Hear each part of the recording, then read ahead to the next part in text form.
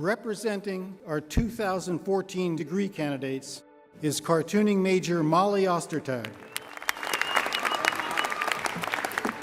I believe that we all make this choice in our lives.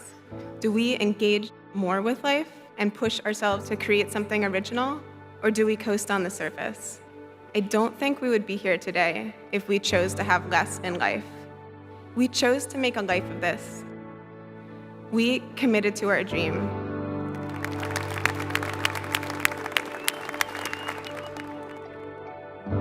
I haven't actually looked at this in so long. Bacchanalia is a comic that I made for my senior thesis class. Recently, at a comic convention in a small Midwestern town, this mom came up with her teen daughter who was getting bullied a lot, and during the worst of it, she had just carried this book around, as this sort of talisman. Sometimes I find myself saying, is this really the best thing I could be doing? But to make a book that feels like it is a friend when you don't have a friend, that's the kind of thing that feels vital. It just meant so much to me.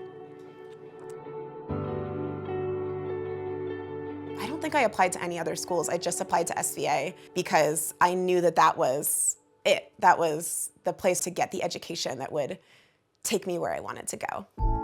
It was this kind of incredible time of exploring and learning how to really work hard. I was in this constant state of receiving inspiration and information and then trying to turn it out in my work. I started working on a comic with a friend that he wrote and I drew, made on the printer at SVA and stapled together. They were very, very poorly made, but we built this audience and then the audience helped us make the book. When I graduated and there wasn't an authority figure in my life of a university or a teacher, it felt like walking on the tightrope and then looking down and being like, oh my gosh, there's a huge crevasse there and I'm suddenly afraid of falling when I wasn't afraid before.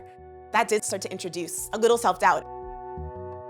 But at the same time, there is something about fear that to me is often a trail marker to say, go in this direction. So I started to ask myself, do I have the courage to pitch a book that is just myself? And who am I, truthfully? I had a really imaginative childhood. I spent a lot of times just walking in the woods and making up stories for myself. Because of that, I knew I wanted to draw things set in the forest, something that explored gender. I knew I wanted to tell a fantasy story. So all of those sort of funneled into my first book, The Witch Boy. I put together a pitch.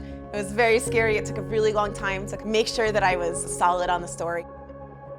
I was lucky enough to sell it. It became a trilogy. They asked me for more books. And that to me feels like the real beginning of my career because it was me finally having a voice and trusting myself to tell a story.